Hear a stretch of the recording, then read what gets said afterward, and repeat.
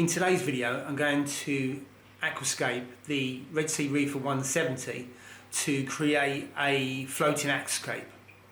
Now this is becoming more popular, certainly if you look online, and I thought it was an ideal time to give it a try on this tank. So let's take a look.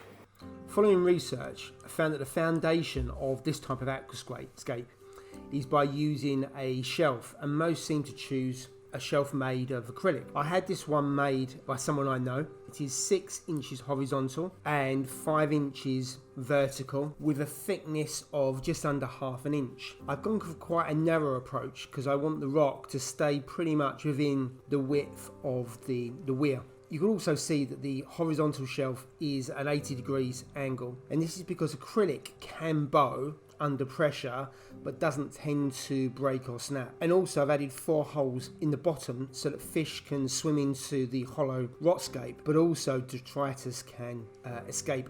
The first challenge is, how do you attach the shelf to the weir? So I've chosen marine grade silicone and applied lots of it as a bead to the vertical part of the shelf, because when you actually press it against the weir, it will spread nicely and cover most of the surface area. I left it for 72 hours and it seems rock solid. I had seen online that acrylic does not always stick to plastic well. However, I'm prepared to take that risk. For the rock itself, I'm using old live rock that I had in my first ever tank but has been unused for the last 5.5 years. Last summer I bleached and cleaned it before allowing it to dry off and stored away since. The reason for using it is that it is porous, it's easy to shape, it is very light when compared to say real reef rock, although it may not look as good.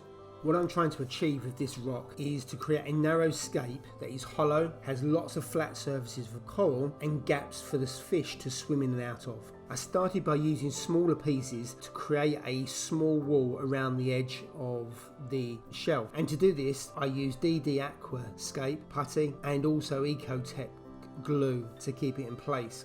However, I quickly found that this is probably not the best solution, as each piece was taking about 24 hours to set and I couldn't move on to the next piece as I keep on disturbing the piece I just laid. However, I persevered until the first level was complete. Fortunately, I had some refix cement left from when I set up the DD 900 tank, so I decided to use that, as I know with bigger pieces it would allow them to bond to the rock work, and also, just as important, it would set a lot quicker than the first layer. Like anything, you need to practice, and I found with reef cement there's no exception. After using it once or twice, you get the knack of it. What I find is the easiest way of mixing it is to use small quantities of the cement and also water and mix it together and gradually build up the quantity until you're happy with the texture. I usually then add it to the piece of rock that I'm looking to fix before adding in the rockscape.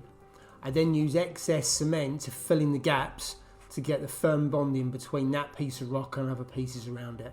One of the challenges using a larger piece of rock to create an overhang on a structure like this is the need to support until the cement is dry. So I used other pieces of rock in a vertical position to ensure it stayed in place until dry, and this worked well. I wanted to use a variety of shapes, so chose to use a branching piece of rock to extend on one side, and once filled with coral it should look really good. Despite the cement drying a lot quicker than epoxy and glue, I was in no rush, so fixed one piece of the large rock per day. The second layer is complete, and my attempt to build a shell of rock that is hollow and allows fish to hide whilst being able to swim in from the bottom, the side, back and the top is now taking shape. The final stage is to add the top layer, and I suppose acts as a roof. I decided not to cement this in place and use pieces that would lock together and should not collapse, fingers crossed, when corals are glued in place.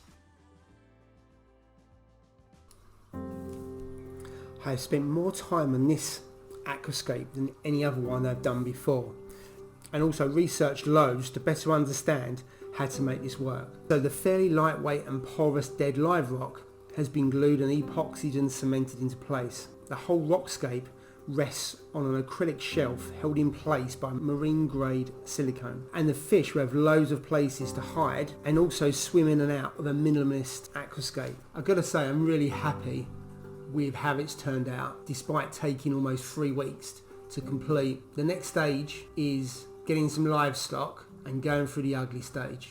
If you like this video, why not press the like button and maybe subscribe so you can catch future updates. Thanks for watching.